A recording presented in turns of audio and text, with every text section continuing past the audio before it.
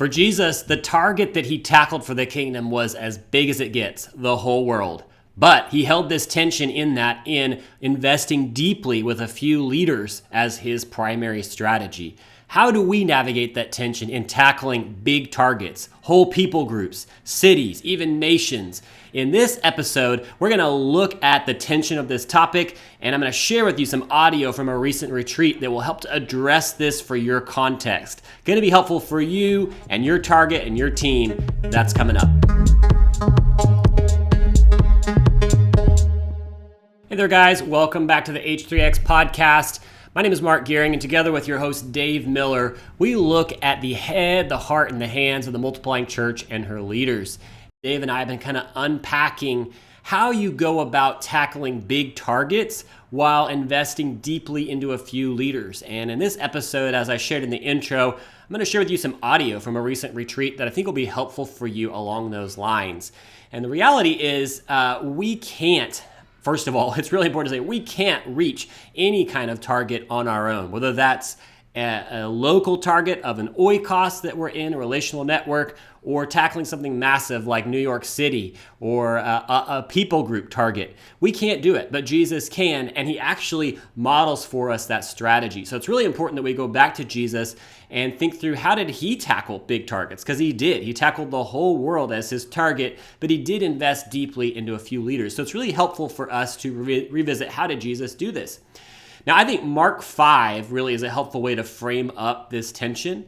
And here, after a few chapters, Jesus has gone about the region. He's sharing the gospel, and he's connecting with those that are already there, like John the Baptist, and a few of John's guys begin to follow Jesus, and he's filtering to see if are these the right guys to be pouring deeply into, and how does he do that? Well, he doesn't just sit in a classroom and begin to teach them. He actually brings them into the work. And as he's going about the region and as he's beginning to share with people and pray for the sick and proclaim this gospel, he's bringing them along and he's going with them into their house. And he's training them and teaching them about the parable of the soils in Mark chapter 4. But he's looking to see, are these guys going to do the work? Are they going to stick with him as he goes? And are they going to not be offended as the kingdom conflict comes? And so he then brings them in Mark chapter 5 across the sea to the Gerasenes, and there's this demoniac there. And this is important because this is the first cross-cultural moment in the ministry of Jesus.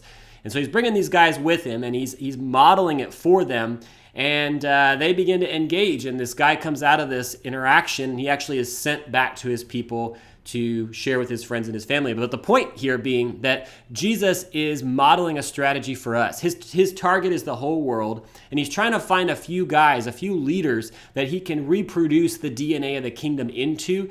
But it's not in a classroom. It happens as he's going about the region and doing the work. He's actually doing the work of the core missionary task to engage new people in new places, to share the gospel, to multiply disciples and form new gatherings of churches out of this and then raise up leaders. And he's doing it on the go. And I like to say he's got a boat full of leaders that's his target.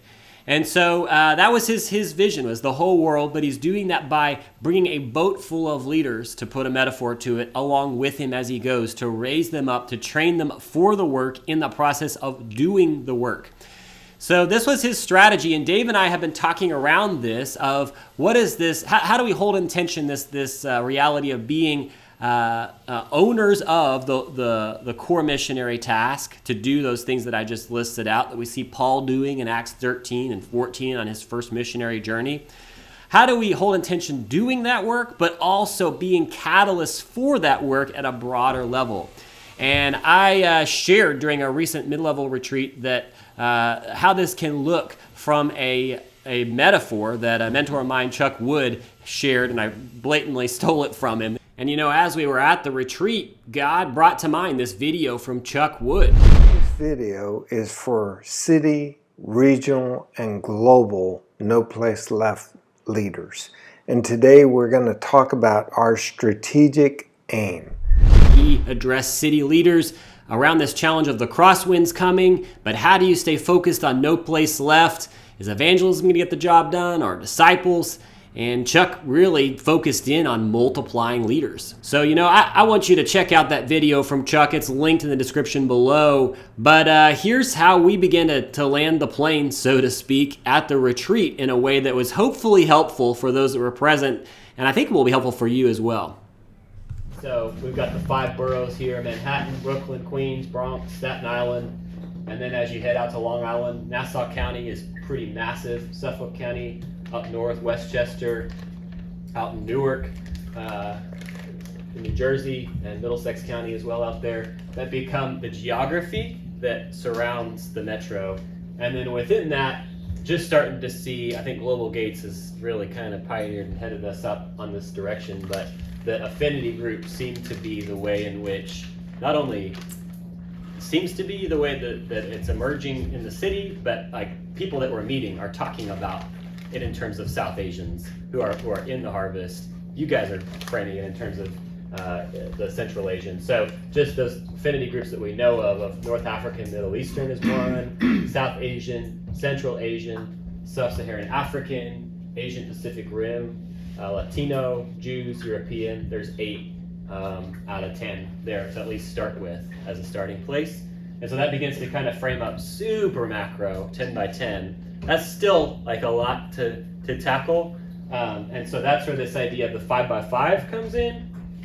So this illustration on the bottom is an attempt to land the plane for us and to say, in pursuing no place left, we're targeting 5 by 5. And so as we're getting started, we're saying, what are the 5 people in 5 places? Kyle's bringing that in, that we could make as our target, as our attempt to land this plane. And so I didn't come up with this, but Chuck Wood, he has this illustration around this idea of a plane trying to land on the runway of no place left.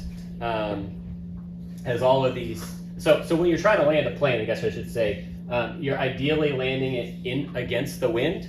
You want to land it against the wind, and that works best for landing a plane, but that doesn't happen all the time. Sometimes there's crosswinds that begin to come.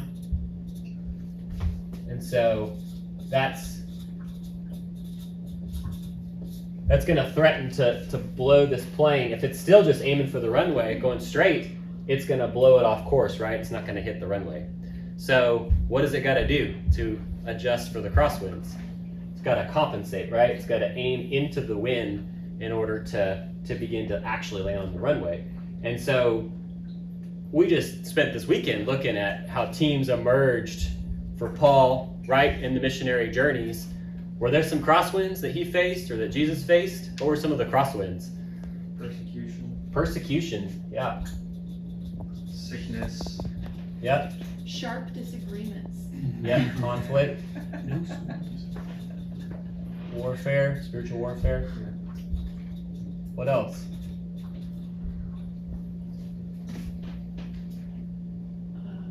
Was discouragement one of them? Just discovering God's will on the way, like clarity, but ambiguity in the meantime. Ambiguity. It seems like discouragement was, I guess that kind of just... Yeah, discouragement. Another way I've heard us talk about this weekend is isolation, that we can feel kind of isolated, right? Especially in pursuing a metro like this. So these crosswinds are coming, and they came for Paul, they came for Jesus. We can pretty much expect, right, that we're going to get hit with crosswinds like this, that those winds are going to come. And if we're just targeting in here and we're going to do some of those high value activities of no place left, the intuitive thing would be to say, let's hit up evangelism. Let's share the gospel like crazy. That's going to get us to no place left. But the crosswinds come. There's all of these things that begin to test the seed, and it's just it's a good practice, but it's not enough to get the plane to land with all these crosswinds. So we could add in, hey, what about basic discipleship? Maybe if we aim for that, we could land the plane. Or maybe it's church planting.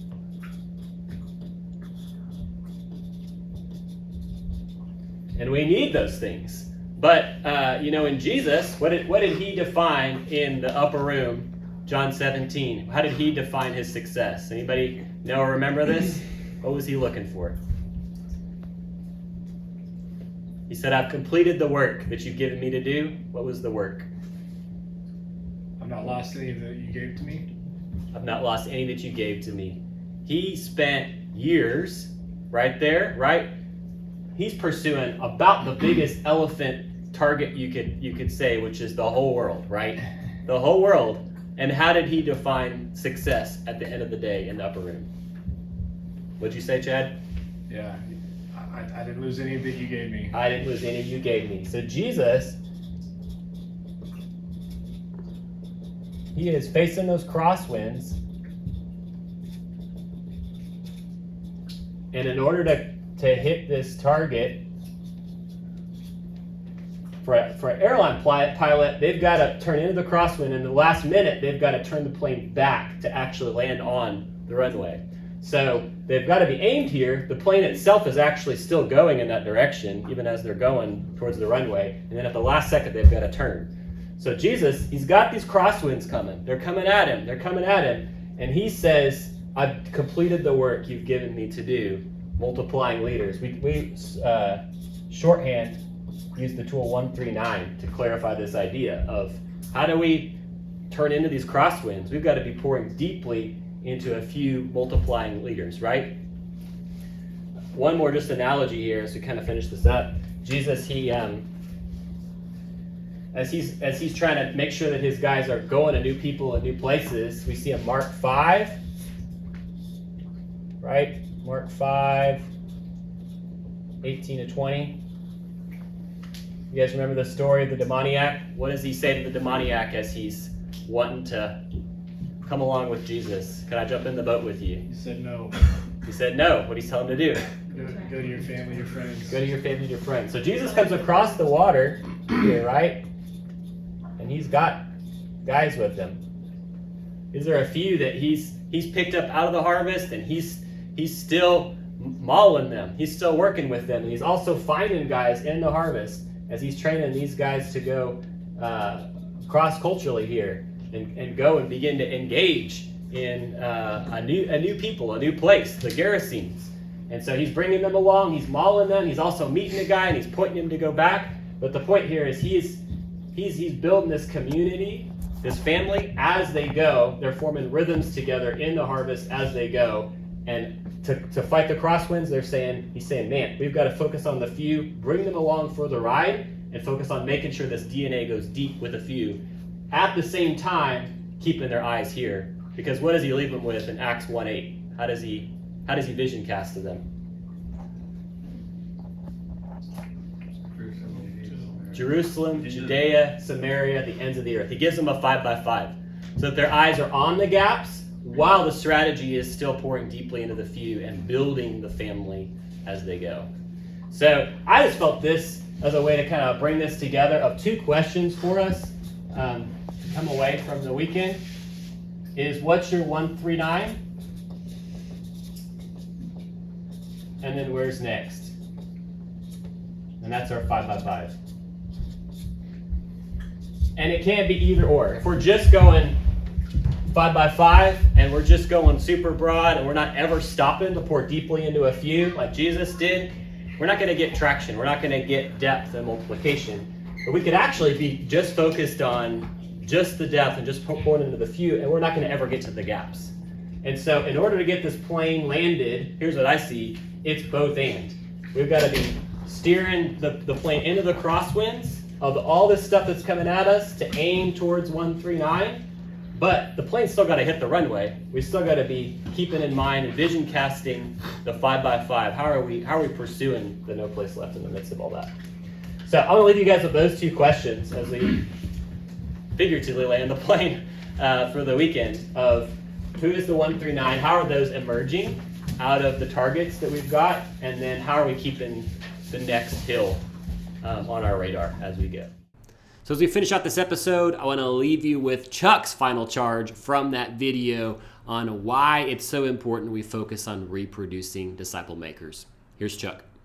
And Jesus was very concerned about his bride, the church, and even promised that he would build it and the gates of hell would not prevail against it. But his focus, his private conversations, his training, his modeling, his teaching on the road, in the boat, on the mountaintop, was focused on these 12 men. And essentially what Jesus has done now is multiplied his efforts in evangelism, basic discipleship, church planting, and we need to really follow that example. And that is why we're emphasizing the tool 139. I'm the one. I'm focused on 3 Timothys who are focused on 3 more Timothys, which is the 9. And that focus helps us to reproduce disciple makers. Of course, we're going to do evangelism and basic discipleship and get to healthy church. And we have to abide in Christ in order to bear this kind of fruit. But we have to do the counterintuitive thing of aiming at reproducing disciple makers, laborers, in order to hit our runway, which is no place left.